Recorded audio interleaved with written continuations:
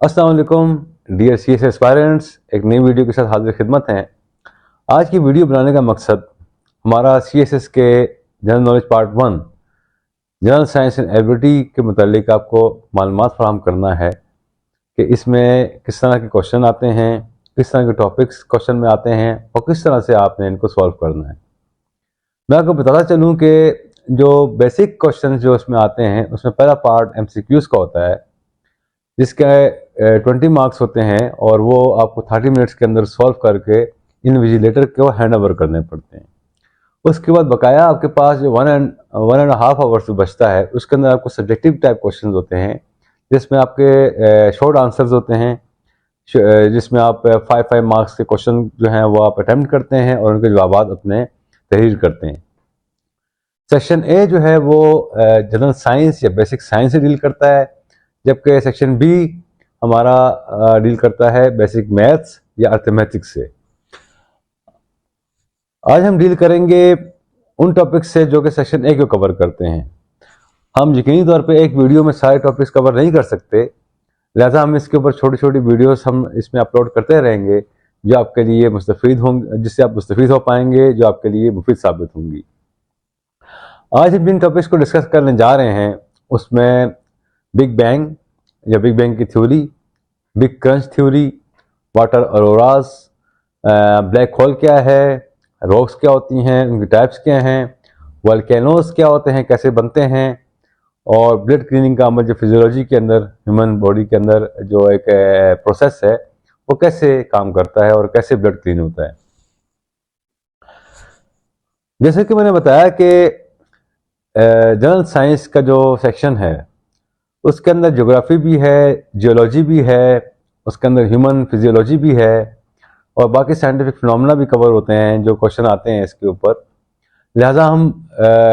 Mix up करके इस पर बात करेंगे अपनी वीडियोस में, ना कि हम किसी एक टॉपिक जैसे ज्योग्राफी हो गया या जियोलॉजी भी हम वीडियो नहीं बनाएंगे, बल्कि हम कोशिश करेंगे कि अपनी वीडियोस में तमाम टॉपिक्स को मिक्सअप करके इस पर वैरायटी लाते हुए, ताकि आपको कोई टीडियम या कोई आपको बोरियत महसूस ना हो। पहला टॉपिक जो आज का है वह big bang. What is big bang theory? देखें, साइंटिस्ट जो हैं उन्होंने ये तस्वर पेश किया कि ये जो कायनात है, यूनिवर्स, इसके ओरिजिन कैसे हुआ, कैसे मुमकिन हुआ। इसको एक्सप्लेन करने के लिए बिग बैंग थ्योरी को पेश किया गया, जो पोस्टुलेट करती है कि 15,000 या 15,000 मिलियन ईयर्स एगो एक एक्सप्लोजन हुआ। ये कायनात एक टाइनी एटम से भी छोटे जर्रे के बराबर थी और वो एक्सप्लोजन के बाद एक क्लाउड की फॉर्म में बनी और वो cloud basically was comprised of hydrogen atoms. और वो जब एक्सप्लोजन हुआ और उसके बाद जो एटम्स थे वो they were actually spring to outwards, और उसके बाद वो एटम जो हैं वो क्लाउड के फॉर्म में बन गए, जो कि हाइड्रोजन के एटम से मुश्तमिल था। और आस्ते आस्ते फिर वो क्लाउड से और क्लाउड बनते गए और वो जो क्लाउड बनते गए बेसिकली वो गैलेक्सीज बनती गई उसके जरिए। इसमें जो एक और अहम बात है कि जो साबित होती है इस थ्योरी के जरिए कि हमारी जो कायनात, जो universe, it is actually consist of 90% of hydrogen, क्योंकि हाइड्रोजन ही के वो एटम्स थे जिन्होंने क्लाउड बनाया और उन क्लाउड से दूसरे क्लाउड बनते गए और गैलेक्सीज बनती गई। ये अमल ना सिर्फ अभी तक जारी है, बल्कि ये जो कायनात की एक्सपेंशन का जो अमल है ये अभी तक जारी सारी है और उसमें अभी तक कोई रुकावट या कोई अभी तक साइंटिफिकली प्रूवन नहीं है कि ये अमल रुक गया है, बल्कि बढ़ती जा रही है। जैसे कि अल्लामा इकबाल साहब ने भी कहा था रहमतुल्लाह अलैह कि अभी ना तमाम है कायनात का तस्वर पेश किया कि अभी तक जो कायनात है इसमें कंप्लीशन नहीं हुई, बल्कि ये फैलती जा रही है। और इस पे साइंटिफिकली भी ये कहा जाता है कि ये कायनात अभी ना रुकने वाले एक प्रोसेस से गुजर रही है। लेकिन इसके बरक्स, इसके कॉन्ट्ररी एक और थ्योरी भी मौजूद है जिसे बिग क्रंच थ्योरी कहते हैं। बिग क्रंच थ्योरी ये कहती है कि जो गैलेक्सीज हैं कायनात में, जो कहकशाएं हैं, ये बेसिकली एक दूसरे को पुल करती हैं ग्रेविटी के जरिए, और वो ग्रेविटी को बेसिकली काउंटर करती है या ओवरराइड करती है बिग बैंग थ्योरी, जो कि एक्सपेंड कर रही है। उसकी एक्सपेंशन की वजह से बिग बैंग की थ्योरी के मुताबिक वो जो ग्रेविटी की फोर्सेस हैं वो पुल तो करती हैं, लेकिन क्योंकि उनका जो फोर्स है वो is equivalent to the mass, basically जो यूनिवर्स के अंदर जो प्लैनेट्स या स्टार्स या गैलेक्सीज मौजूद हैं, इसलिए वो जो जो ओवर राइडिंग जो फोर्स है बिग बैंग थ्योरी के मुताबिक वो काम नहीं, वो न्यूट्रलाइज हो जाती हैं, या वो उस तरह से उस पर ग्रेविटी काम नहीं करती, वरना वो पुल टुगेदर करके वो तमाम कायनात को ख़त्म कर दें। लिहाजा वो ये कहते हैं, जो बिग बैंग थ्योरी के प्रोपोनेंट्स हैं, कि कोई एक ऐसा हिडन मटेरियल हो सकता है मौजूद हो, या वह सिंगल एटम मौजूद हो, सिंगल एटम का पार्टिकल मौजूद हो, जो कि इस ग्रेविटेशन पुल को इंक्रीज कर दे या उसमें इजाफा कर दे, जिससे जो ओवर राइडिंग इफेक्ट है बिग बैंग थ्योरी के मुताबिक जो एक्सपेंशन का, वो ओवर राइड हो जाए या ख़त्म हो जाए और ये कायनात दोबारा रिवर्सल में चली जाए। यानी कि दोबारा ये कायनात जो है, इसकी पहले तो एक्सपेंशन जो है वो रुक जाए, हॉल्ट हो जाए, और फिर ये सारा प्रोसेस रिवर्स हो जाए। ये थ्योरी जो है बिग बैंग थ्योरी कहलाती है। नेक्स्ट हम देखते हैं कि water Arora. Arora basically northern और साउथर्न हेमिस्फीयर जो अर्थ का है, वहाँ पे ये एक फिनोमेना देखा जाता है, जिसके अंदर एक ल्यूमिनस स्ट्रीम ऑफ लाइट देखी जाती है, जिसके मुख्तलिफ कलर हो सकते हैं, green, golden, red and purple. ये अपर एटमॉस्फेयर में स्काई पे नज़र आते हैं, आसमान पर। और ये बनते कैसे हैं कि जो सोलर विंड है, या जिसे हम कहते हैं कि जो इलेक्ट्रिकली चार्ज सोलर पार्टिकल्स होते हैं, जो कि सूरज की शुआएं होती हैं, उस एरिया में ज़्यादा आती हैं, और उस एरिया में सोलर विंड आने की वजह से या रेडिएशन फ्रॉम सन की ज़्यादती की वजह से वहाँ पर ये इलेक्ट्रॉन्स होते हैं और मॉलिक्यूल्स जो इस लाइट में होते हैं रेडिएशन की, उनसे ये लाइट निकलना इमिट होना शुरू होती है। और जो लाइट्स नॉर्दर्न हेमिस्फीयर में होती हैं उन्हें अरोरा बोरेलिस कहते हैं,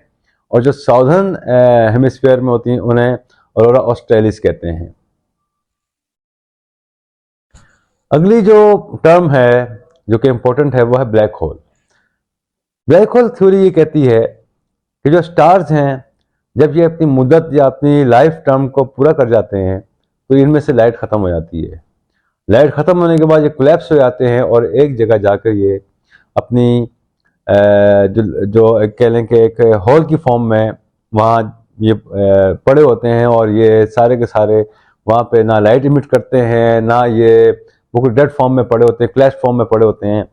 ये प्रोसेस बड़ा क्विक होता है, और इस प्रोसेस को, जिसकी वजह से ये स्टार्स जो हैं डेड हो जाते हैं, इसको इम्प्लोजन कहते हैं साइंटिफिक लैंग्वेज में।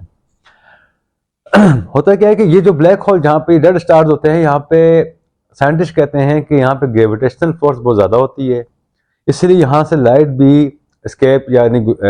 जा सकती, इसलिए वहाँ पे अंधेरा अब कहने होता है, या लाइट वहाँ से निकल नहीं सकती। यानी दूसरे लफ्ज़ों में कि it is actually seen as a hole where no light can escape. इस होल के इर्द गिर्द जो होता है, ये पूरा कंप्लीट सर्किल होता है, और इसके इर्द गिर्द जो है आप कह लें एक सर्कुलर फॉर्म एक बनी होती है, जो कि साइंटिस्ट ने इसको साबित किया है कि वो नज़र आ सकती है। अब हम बात करते हैं rock. Rock is actually hard mass, एक सैंड का, मर्ड का, या किसी भी इस तरह के मिनरल का एक हार्ड मास होता है, जो कि एक जगह पे मुख्तलिफ वजूहात की बिना पे एक्यूमुलेट होते होते लेयर्स की फॉर्म में, एक चट्टान की फॉर्म में वो चीज़ तख्लीक होती है। इसमें कई साल लगते हैं। कुछ साइंटिस्ट कहते हैं कि इसमें मिलियन ईयर्स ओल्ड भी चट्टानें मौजूद हैं दुनिया में, रॉक्स मौजूद हैं। इसके अलावा कुछ साइंटिस्ट ये भी कहते हैं कि कुछ रॉक्स की जो लाइफ है वो 4 बिलियन ईयर्स तक है, यानी कि 4 बिलियन ईयर्स भी लगे हैं रॉक्स को फॉर्म होने में। ऐसी रॉक्स भी दुनिया में मौजूद हैं। जैसे जैसे वक्त गुजरता है, इन रॉक्स में चेंजिंग आती हैं, दे एक्चुअली वियर अवे, उनमें तब्दीलियाँ आती हैं, फॉर्मेशन में, उनकी फॉर्म में, उनकी तख्लीक, उनके स्ट्रक्चर में तब्दीलियाँ आती हैं। बुनियादी तौर पे फंडामेंटली ये जो रॉक्स हैं ये क्रिस्टल्स होती हैं या ग्रेन ऑफ केमिकल्स होती हैं, जो कि मिनरल्स भी हो सकते हैं, और कुछ साइंसदान कहते हैं कि इनकी 2000 से ज़्यादा काइंड्स हैं, जिनमें से 30 वो हैं जो कि नेचुरली दुनिया में मौजूद हैं।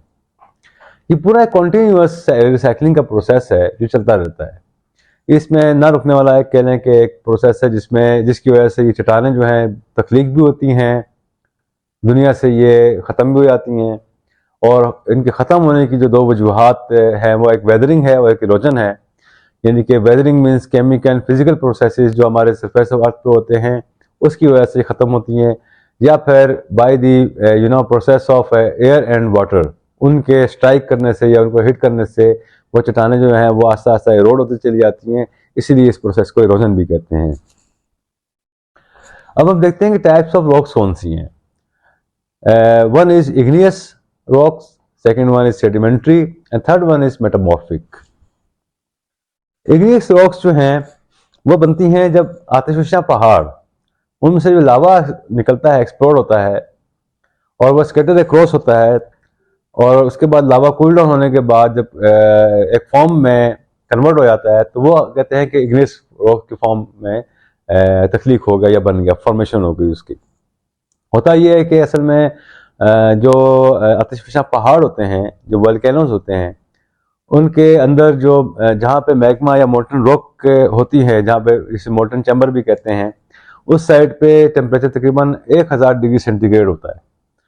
और जब वो वोल्केनिक एक्टिविटी होती है या जब वो स्टीम पुश करती है ऊपर की तरफ और उसके बाद जो लावा बाहर आता है, ये आगे हम देखेंगे अभी कुछ देर बाद के वोल्केनोज क्या होते हैं, कैसे फॉर्म होते हैं। तो वो जब रॉक्स जो बाहर निकलती हैं और उसके बाद वो स्कैटर होकर लावा बाहर आता है, और बाहर आने के बाद वो लावा कूल डाउन होने के बाद जो रॉक्स फॉर्म होती हैं उन्हें हम इग्नियस रॉक्स कहते हैं। Next one is sedimentary rock. Sedimentary rock जो है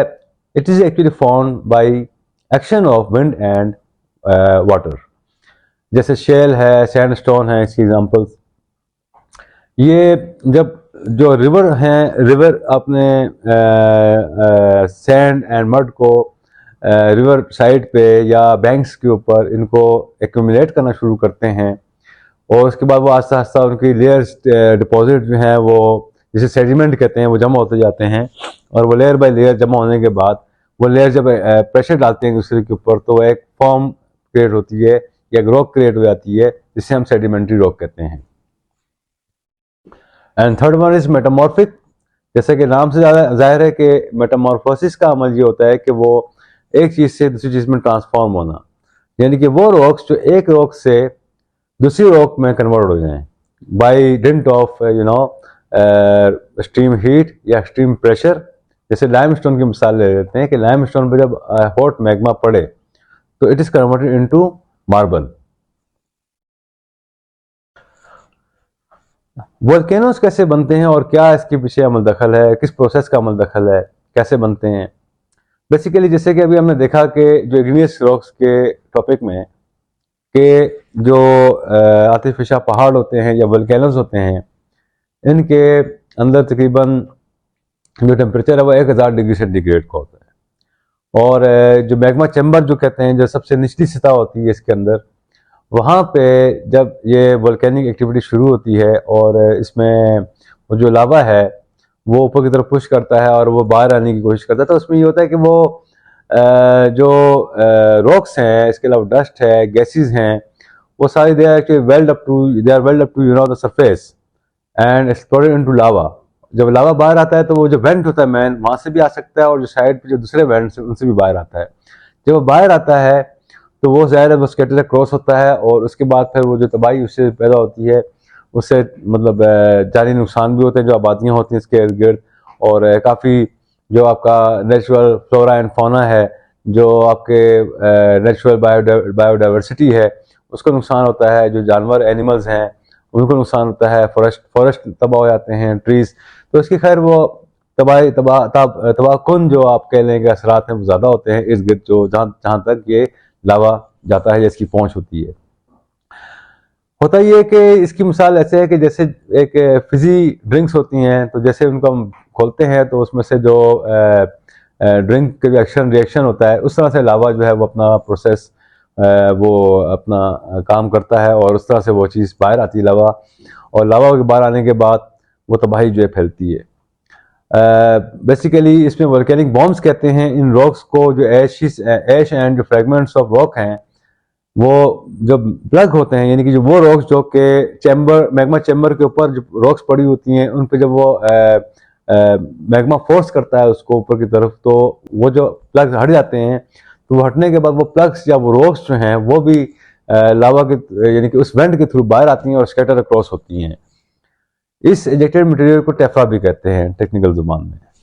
जब लावा जो है एक्टिव हो तो ज़ाहिर है वो एक्टिव कहलाते हैं, और यानी कि उसमें अभी कैपेसिटी है कि उससे लावा जो है एक्सप्लोड होगा। लेकिन एक वक्त ऐसा आता है कि उसमें जो मैग्मा रॉक्स हैं या मैग्मा का जो आप कह लें जो क्वांटिटी है, उसका लेवल है, वो ड्रॉप होना शुरू हो जाता है, जिसकी वजह से हम कहते हैं कि वो आतिफिशान डेड हो गया। जब वो डेड हो जाता है तो वो एक क्रेटर की फॉर्म में अपनी फॉर्म बना लेता है, एक जाइंट क्रेटर होता है, जैसे कि हम चांद के ऊपर देखते हैं कि क्रेटर्स बने हुए हैं, इस तरह का क्रेटर बन जाता है। इस क्रेटर नुमा जो एक स्ट्रक्चर होता है, इसको टेक्निकल जुबान में कैल्डेरा कहते हैं। इसी के साथ साथ जिस मुकाम पे या जिस जगह पे ये वल्केनोस पाए जाते हैं या जहाँ पे वल्केनिक एक्टिविटीज़ होती हैं, उसके इर्द गिर्द ही हम देखते हैं कि वहाँ पे गीजर्स भी होते हैं। गीजर्स बेसिकली एक आप कह लें कि हॉट वाटर एंड स्टीम वहाँ से इवेक्यूएट हो रहा होता है या वहाँ से एमिट हो रहा होता है और वहाँ से निकल रहा होता है, तो वो हम कहते हैं कि वो गीजर्स हैं, यानी कि गर्म पानी और गर्म वेपर जो स्टीम वहाँ से उठ रही होती है। और ये बेसिकली वोल्केनिकली एक्टिव रीजन्स के अंदर ये पाए जाते हैं। दुनिया में सबसे टॉलेस्ट गीजर इस टाइम पे स्टीम बोर्ड गीजर है, जो कि येलोस्टोन नेशनल पार्क यूएसए में मौजूद है। अभी तक हमने जो बातें डिस्कस की वो जियोलॉजी या हमने प्लैनेट अर्थ के बारे में की।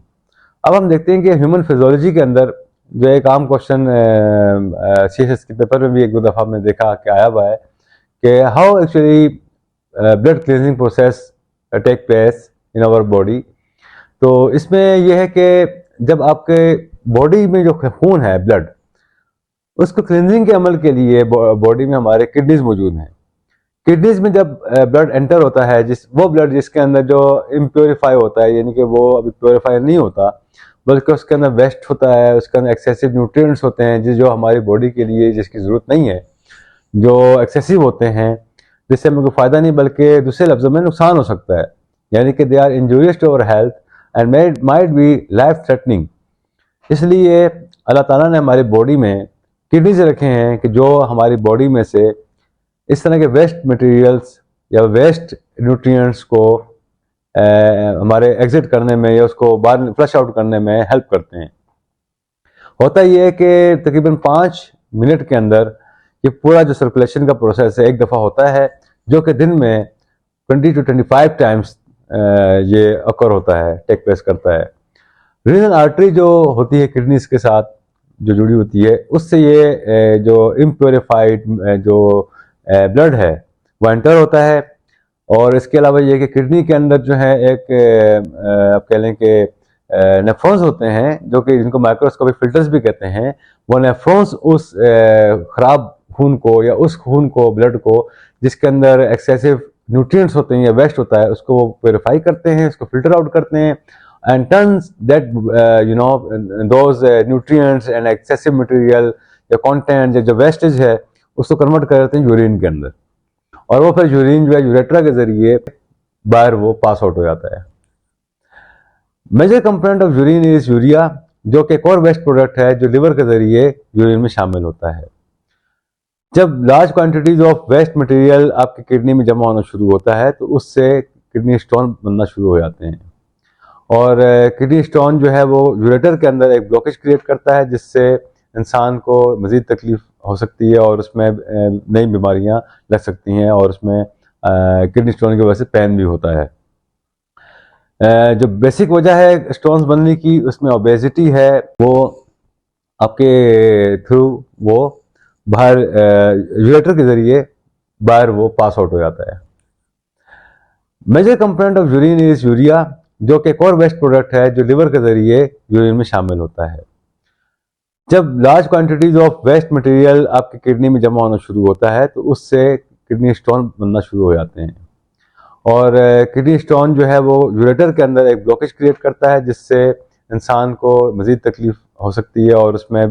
नई बीमारियां लग सकती हैं, और उसमें किडनी स्टोन की वजह से पेन भी होता है। जो बेसिक वजह है स्टोन्स बनने की, उसमें ओबेसिटी है, बैड डाइट हैं, नॉट ड्रिंकिंग इनफ वाटर है, जिसकी वजह से जो एक्सेसिव मटेरियल है वो फ्लश आउट नहीं हो पाता और वो वहाँ पे किडनी की फॉर्म में जनरेट हो जाता है। अगर किडनीज फेल हो जाएं तो हम इसको आर्टिफिशियल वे में डायलिसिस के थ्रू, यानी कि आर्टिफिशियल किडनीज आप कह लें, उसके ज़रिए वही अमल जो कि किडनीज करते हैं, यानी कि ब्लड प्योरीफायर का, वो अमल डायलिसिस की मशीन के थ्रू हम करते हैं, और ताकि वो जो चीज़ है, जो ब्लड की प्योरीफिकेशन है, उसका अमल जारी रहे और इंसान की हेल्थ जो है वो बरकरार रहे। आखिर में जो टॉपिक्स हैं ये हम इंशाल्लाह इनको इन डिटेल इन फ्यूचर अपने लेक्चर्स में या सेशंस में डिस्कस करेंगे। लेकिन ये टर्म्स बेसिक हैं, इनके बारे में कभी कभार क्वेश्चन आ जाते हैं, तो लिहाजा इनकी आप कह लें कि बुनियादी जो आपकी डेफिनेशन है या इनकी मीनिंग आपको पता होना चाहिए। जैसे जियोस्फीयर, जियोलॉजिस्ट जो है वो प्लैनेट अर्थ को इस टर्म से पुकारते हैं, they call our planet earth as geosphere. जबकि इसकी जो आउटर रॉकी पार्ट जहाँ पे हम रहते हैं, where we exist, they call it as a biosphere. और जो इसके सराउंडिंग में जो इसकी इन्वायरमेंट है, या जो आप कह लें कि इर्द गिर्द की जो आपकी लेयर है, इसके अलावा जो प्लैनेट अर्थ की जो रॉकी स्टेट है या रॉकी सरफेस है, उसके अलावा जो बाकी जो आपके जो एटमॉस्फेयर में जो सराउंडिंग एरिया है, उसको एटमॉस्फेयर कहते हैं। आज हमने बुनियादी तौर पे एक पहला लेसन था हमारा इसके ऊपर, पहला सेशन था जनरल साइंस के ऊपर। आगे हम मज़ीद इस पर वीडियोस बनाएंगे ताकि हम आपको जो भी बेसिक मालूमात हैं या बुनियादी मालूमात हैं या एक्सपेक्टेड या पोटेंशियल या प्रोस्पेक्टिव क्वेश्चंस हैं इसके ऊपर इन फ्यूचर जो आ सकते हैं, हम आपको गाय बगाए इस पे आपको मालूमात मुहैया करते रहेंगे, ताकि वो हमारे कैंडिडेट्स या वो एस्पायरेंट्स जिनके पास शायद पढ़ने का टाइम कम हो, या वो लोग जॉब्स कर रहे हैं, या वो रिवीजन के स्टेज पर हैं, तो उनकी रिवीजन में भी ये चीज़ एक सहूलत मुहैया करेगी। और उसके साथ साथ जो लोग अभी तैयारी कर रहे हैं उनको भी एक आइडिया हो जाएगा कि उन्होंने कैसे CSS के इस पेपर की तैयारी करनी है। आज की वीडियो के लिए इतना ही। इंशाल्लाह अगली वीडियो में दोबारा मुलाकात करेंगे। तब तक के लिए खुदा हाफिज़। अस्सलाम वालेकुम।